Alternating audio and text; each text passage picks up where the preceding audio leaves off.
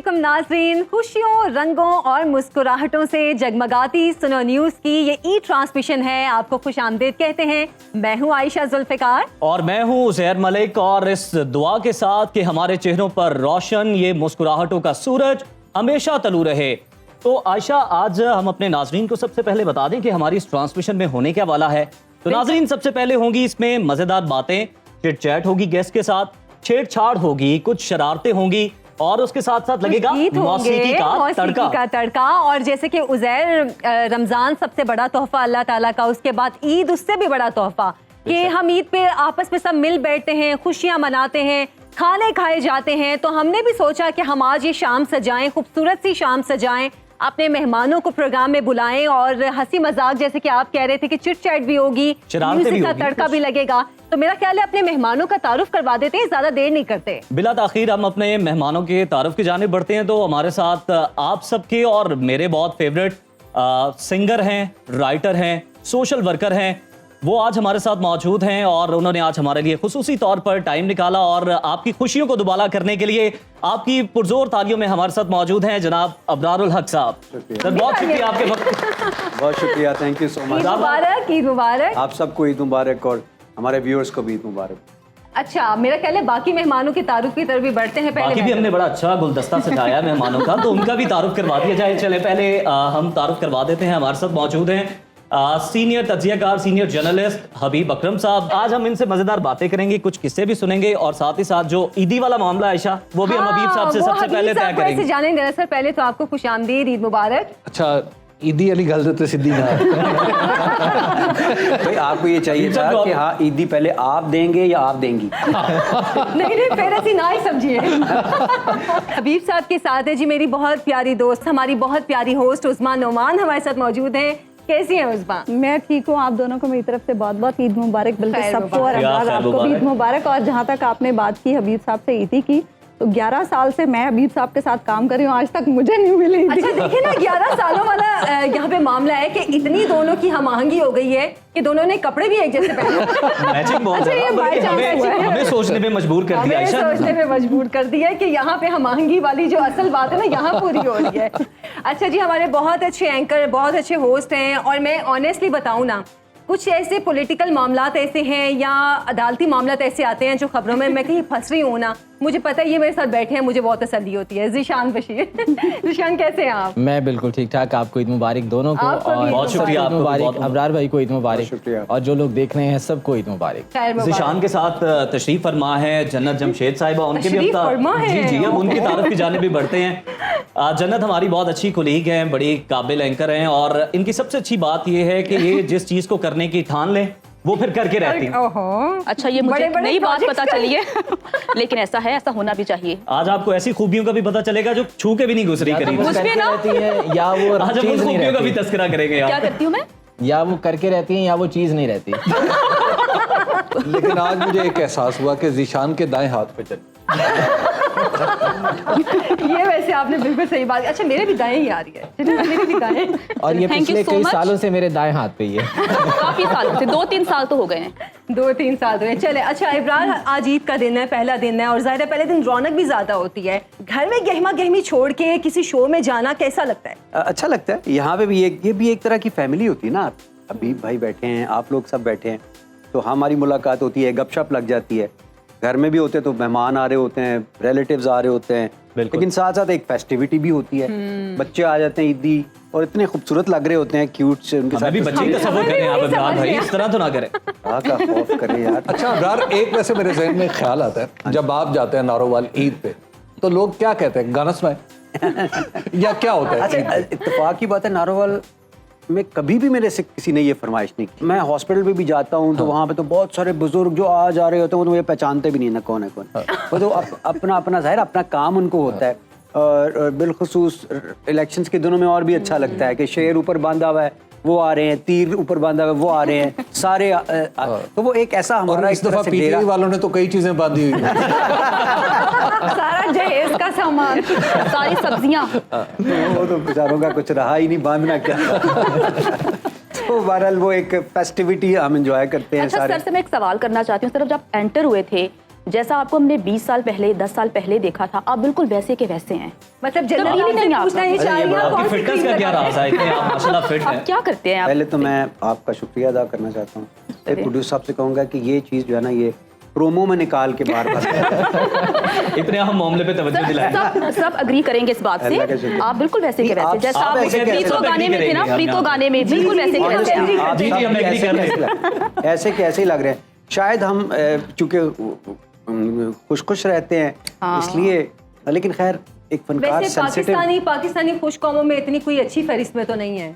मैं आपको एक चीज बताऊं, अगर आपके अंदर पॉजिटिविटी है ना तो आप खुश रहते हैं। मैं हमेशा ही कहता हूँ नफरत ना करें।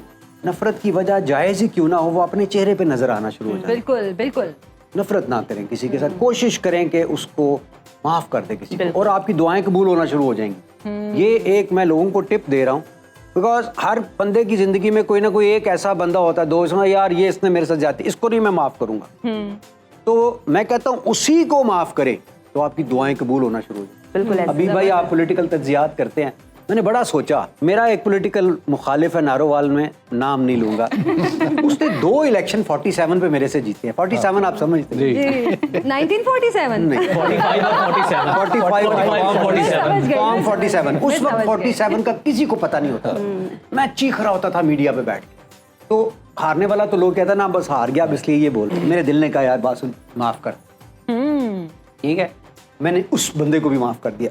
मकसद ये है, किसी बंदे ने आपको नुकसान पहुंचाया, आपको तकलीफ पहुंचाई, उसको माफ कर दें, अल्लाह आपकी दुआएं कबूल करना शुरू कर दे। एक टिप है। हबीब साहब, जन्नत ने कहा कि मुझे तो आज भी वैसे लग रहे हैं जैसे पहले लग रहे थे। आपने इब्रार भाई का जब पहला गाना सुना, आपके जहन में इनका क्या इमेज बना? बिल्लो, क्या पहला गाना तासुरात भी थे आपके बताया ना। बिल्लो का गाना सुन के? अच्छा, मैं आपको बताऊं कि अबरार को पहले तो सबने जो हमारी जनरेशन थी उसने, या जो है वो एक्चुअली केस्टों पे सुना सबसे पहले। तो हमने अबरार की केस्टें आती थी और इनके गाने आए और यूं करके मशहूर हो। बिल्कुल। और उस दौर में जब आप याद रखें कि नुसरत फतेह अली खान साहब गा रहे थे, और उन दिनों में इनके गाने आए तो हमारे यहाँ सरगोदा में वैगनें चला करती थी, तो हम भी वैगन पे ही बैठ के आया जा करते थे। तो तकरीबन हर दूसरी वैगन पे इनका गाना कोई ना कोई, इनकी कैसेट जो थी वो लगी होती थी। ऐसा इतनी तो- फुल वॉल्यूम में चल रहा इतना होगा। फुल वॉल्यूम में चल रहा होता है। तो खैर हुआ ये कि ये 96 की बात है, उस वक्त की आए बड़े, चूंकि बहुत तेजी से ये मशहूर हो गए थे, तो हम सब की बड़ी ख्वाहिश थी कि इनको देखें।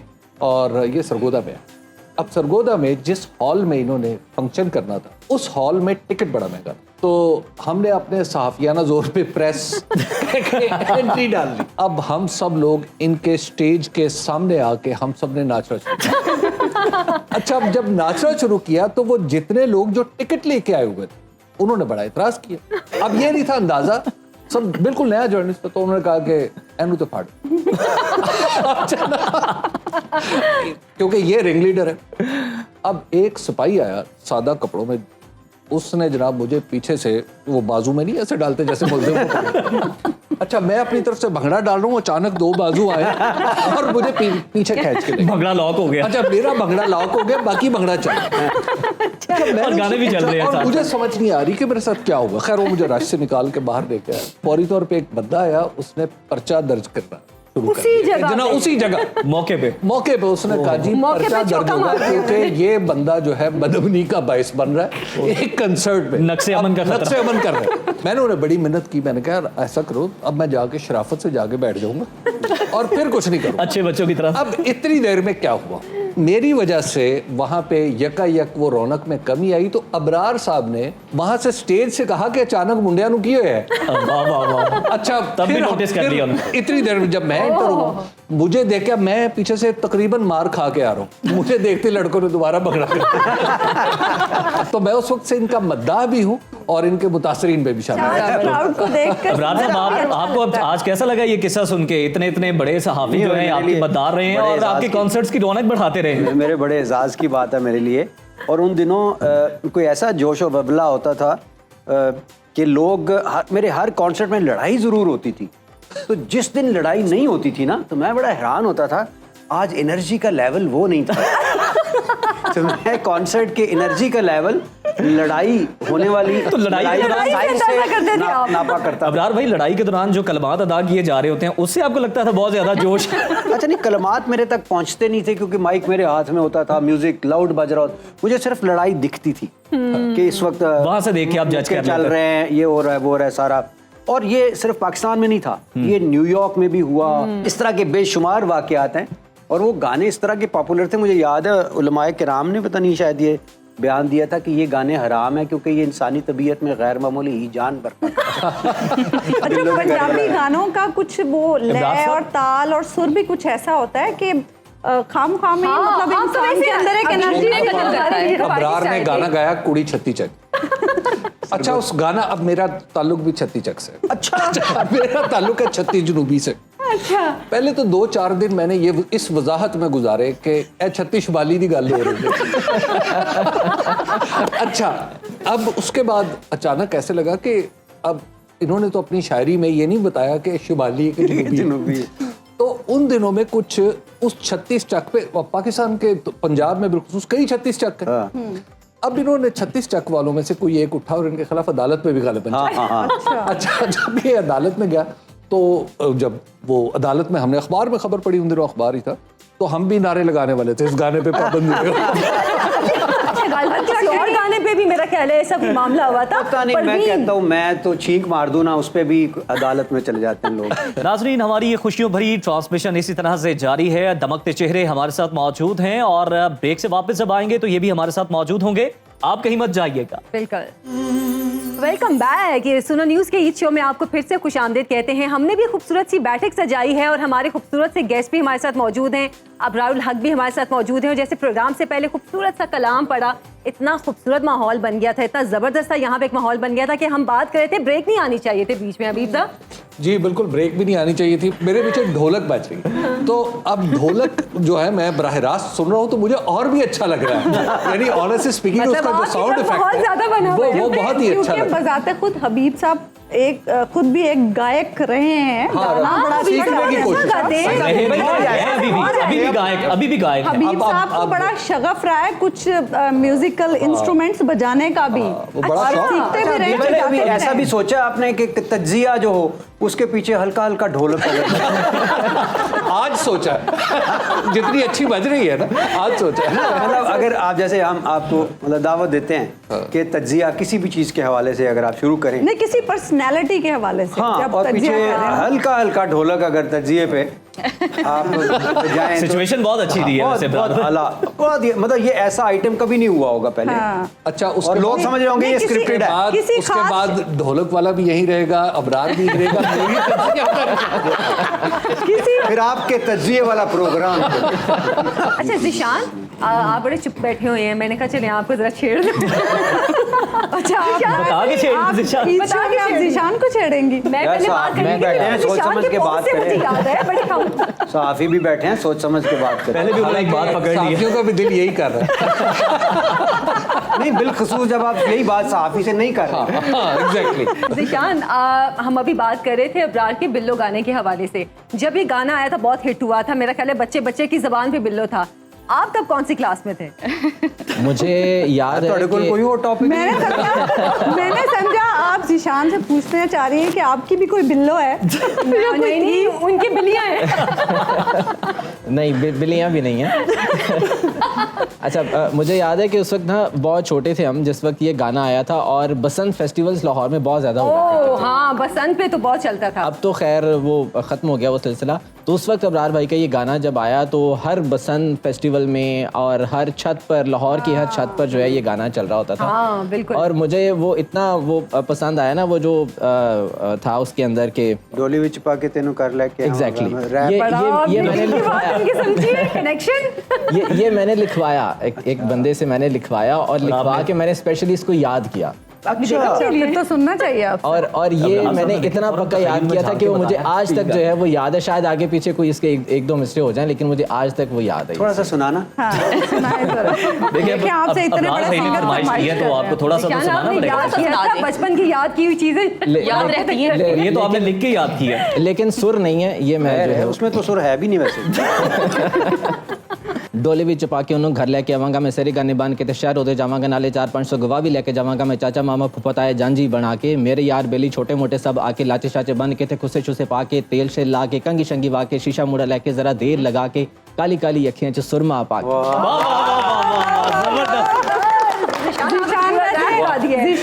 निशान तो छिड़ गए हैं यहाँ। और ये मेरी लाइफ का पहला गाना था जो कि मैंने अजबर किया था, मैंने याद ये तो किया था। जिशान भाई का नया रूप देख रहे हैं।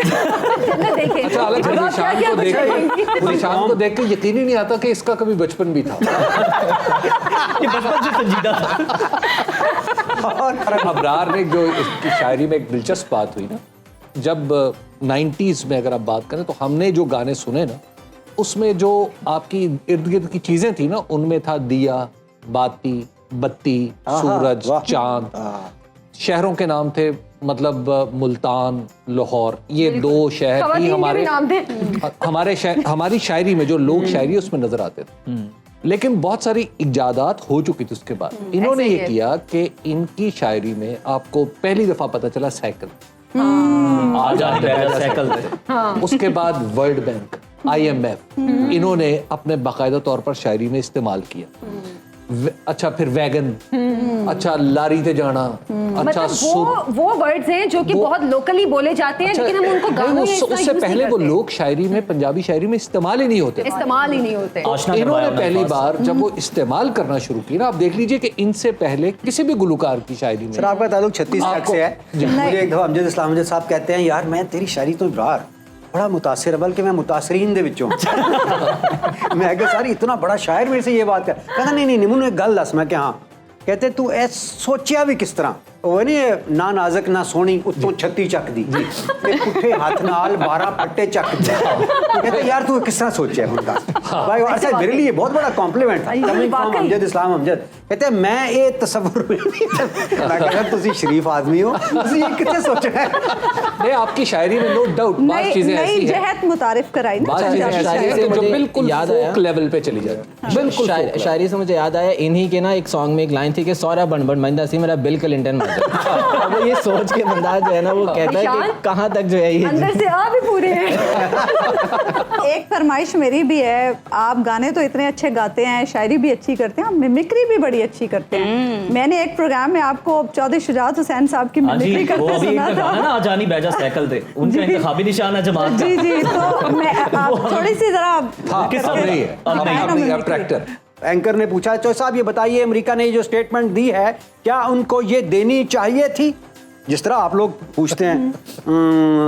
अच्छा अगर वो कहें कि देनी चाहिए थी तो फिर पाकिस्तान नाराज सारा, अगर कहें नहीं देनी चाहिए तो अमेरिका नाराज। फंस गए। मैं क्या आज फंस गया चौधरी। उन्होंने कहा नहीं आप बताएं ये जो अमेरिका ने स्टेटमेंट दी है थोड़ी सी पाकिस्तान के खिलाफ है, ये उनको देनी चाहिए थी या नहीं। आगे से क्या खूबसूरत जवाब है, कहना चलो कोई गल्ला से भी कर लेने उन्होंने कर ली तो दां की होया। इतनी जबरदस्त बात। कई गल्ला से भी कर लेने उन्होंने कर ली दां मिट्टी पर। चलिए इसी के साथ हम एक अगले गाने की तरफ जाते हैं। जान कुछ कहने लगे थे? मैं कहने ये लगा था कि आपके एक दोस्त होते थे एचएसएन में पट्टी साहब। एचएसएन में नहीं, पट्टी साहब एचएसएन के सामने चली। अच्छा उनका वाकया जो है वो आप मैंने सुना था एक जगह पे, मैं चाहूंगा कि अगर वो आप शेयर करें। उसके बेशुमार वाकयात हैं बेटी। पिछले दिनों जो वाकया हुआ है तो हम जा रहे थे कहीं सारे, तो किसी दोस्त ने कहा यार 2 मिनट ब्रेक मारी यार तो ना मेरे बच्चे कह रहे सन बास्किन रॉबिन्स दी ना आइसक्रीम लेनी है। अच्छा तो एकदम कहते रहा मेरे बच्चे भी बास्टर्ड रॉबर्ट दिया। अच्छा बड़ी अथॉरिटेटिव तरीके से बात करता ना, उसमें जान भी आ जाती बात। एक दफ़ा हम जल मुशर्रफ के साथ बैठे तो उन्होंने एक ऑर्गेनाइजेशन बनाई थी परवेज़ मुशर्रफ ट्रस्ट इंस्टीट्यूट। तो उसमें ना वो स्किल डेवलपमेंट के लिए ना लोगों को देने के लिए तो हम मीटिंग्स करते थे प्रेसिडेंट हाउस में। उसके बाद गपशप भी लगती थी, चाय शाय। तो कहते हैं अबरार तुमने कोई नया गाना वगैरह बनाया है? तो मैंने कहा सर वो हाँ मैं बनाया, तो सुनाओ यार। तो मैंने सुनाया इस्लामाबाद में आई फैक्स सोने दे उत्ते लगे करेगा टैक्स। तो ना वो इधर गोरी भी एक बैठी हुई थी कोई टीना। कहते हैं मुशर्रफ साहब कहते हैं Tina I wish you could understand this language, you would have loved the song. कहती है well it was something about tax. कहते हैं no it was not just about tax. He has given an entire policy to the lovers. फिर कहते हैं it is always very difficult to translate the song. I remember when we were young A friend of mine, he asked me to translate the song into English, and the song was "ना छुड़ा सकोगे दामन." तो हम गा रहे थे "ना छुड़ा सकोगे दामन." तो I tried to translate into English, and I said, "ना छुड़ा सकोगे दामन. I will not let you snatch the front part of my shirt." वैसे तो हंस के जबड़ों में दर्द हो रहा है, लेकिन हमने एक ब्रेक भी लेनी है। हमारे कुछ नए एंकर्स भी आएंगे, हमारे साथ बैठेंगे और इस हंसी मजाक वो भी में हमारी इस खूबसूरत ट्रांसमिशन का हिस्सा बनेंगे, लेकिन इस ब्रेक के बाद।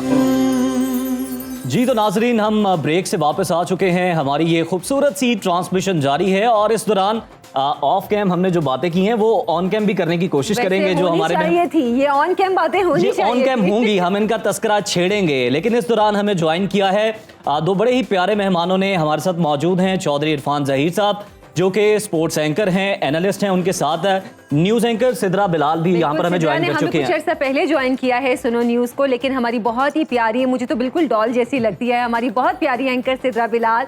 आप दोनों को ईद मुबारक।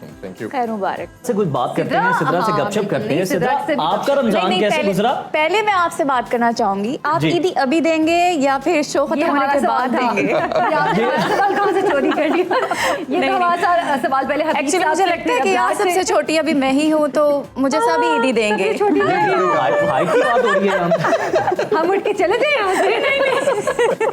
एक्चुअली मुझे इमरान भाई आपसे जान लेते हैं, जो इस तरह के लोग ईदी मांगने वाले होते हैं, जिनमें चले मुझे भी शामिल कर लें, आप आशा को भी शामिल कर लें, इनसे डील करने का आपका अच्छा तरीका क्या है? सबसे मुझे एक लतीफ़ा याद आ रहा था।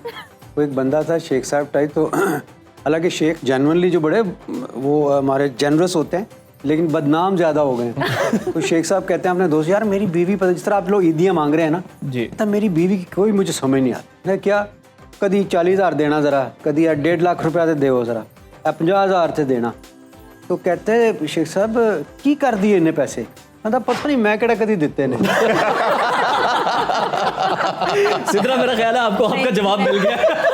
तो यार बेचारी मांग रही है, इसको मांगने दो यार। हंसी को डायरेक्ट केवल देने दे। ठीक गल। वो जैसे इसमें है ना इमरान भाई के, वो बीमार होती है बेगम, तो उससे कहते हैं जी डॉक्टर ने कहा है तुम दूसरे कंट्री में जाओ, इधर सैर करो, ये कपड़े लो।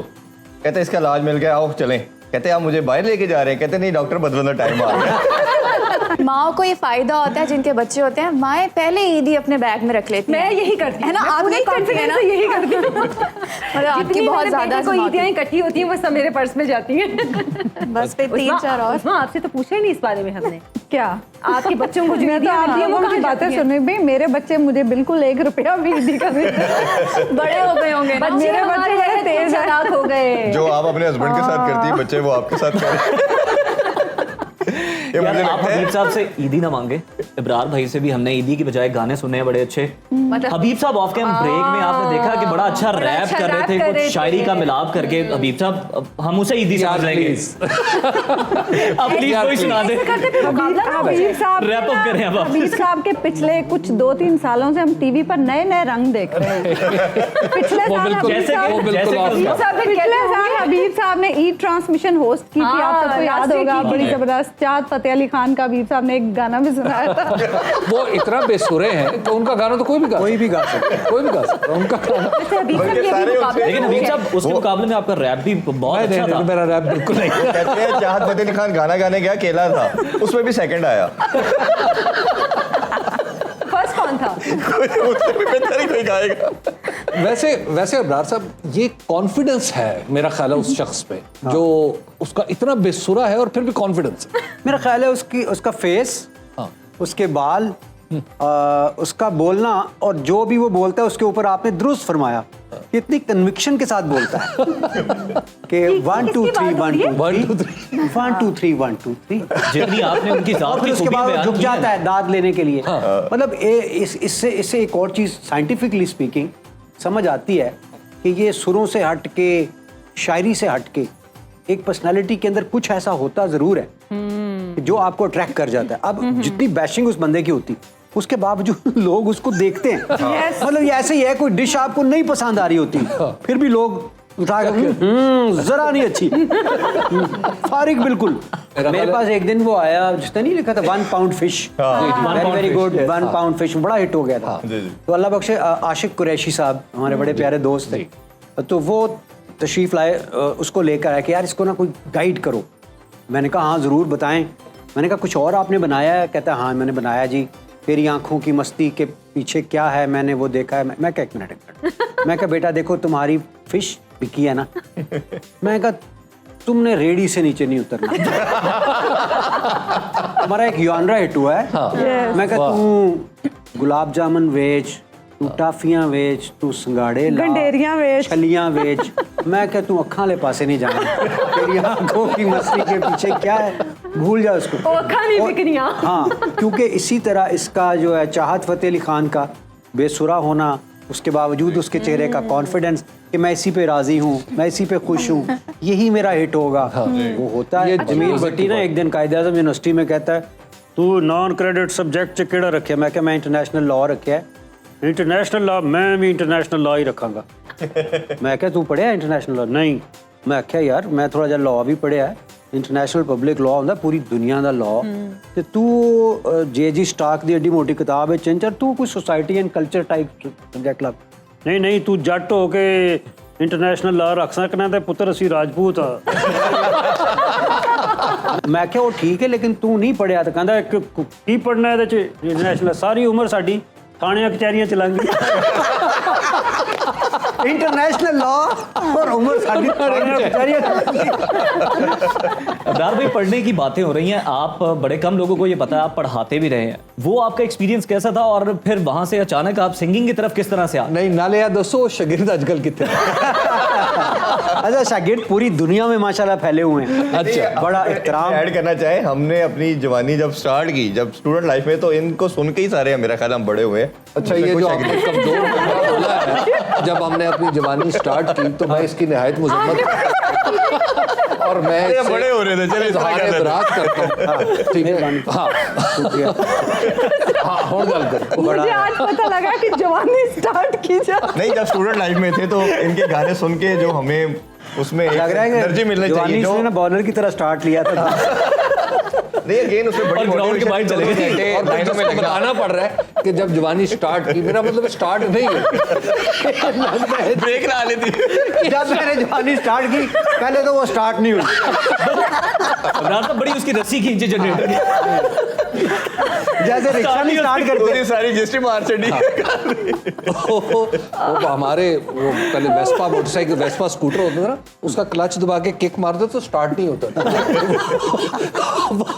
वो बस कुछ इसी तरह का स्टार्ट। जिसके गेयर भी यूं लगते थे।